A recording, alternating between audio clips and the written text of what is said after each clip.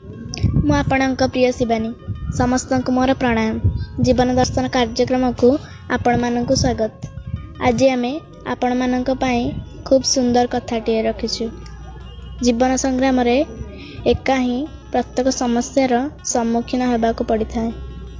ପ୍ରହ୍ଲାଦ, ମାତା ସୀତା, ଦ୍ରୌପଦୀ ଏବଂ ଅଭିମନ୍ୟୁଙ୍କ ଭଳି ଦେବ ଏବଂ ଦେବତୁଲ୍ୟ ବ୍ୟକ୍ତିମାନଙ୍କୁ ମଧ୍ୟ ଏକା ହିଁ ପ୍ରତ୍ୟେକ ସମସ୍ୟାର ସମ୍ମୁଖୀନ ହେବାକୁ ପଡ଼ିଥିଲା।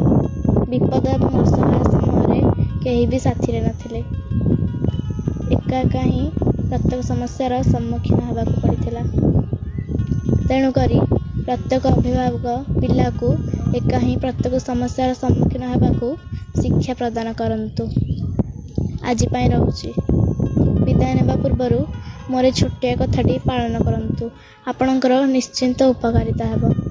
ପିଲାକୁ ପ୍ରାତଃ ସ୍ନାନ ପରେ ବୃନ୍ଦାବତୀ ଏବଂ ବରସ୍ତ ମୂଳରେ ଜଳ ତର୍ପଣ କରନ୍ତୁ। ଉପକାରିତା ଆପଣ ନିଜେ ଅନୁଭବ କରିପାରିବେ। ଆମର ଏ ଭିଡ଼ିଓ ଆପଣଙ୍କୁ ଭଲ ଲାଗିଲେ ଲାଇକ୍ ସେୟାର କରନ୍ତୁ ଏବଂ ଆମର ଭିଡ଼ିଓ ଦେଖିବା ପାଇଁ ପଣ୍ଡା କ୍ରିଏଟର ୟୁଟ୍ୟୁବ୍ ଚ୍ୟାନେଲକୁ ସବସ୍କ୍ରାଇବ୍ କରନ୍ତୁ। ରହୁଛି। ଜୟ ଜଗନ୍ନାଥ।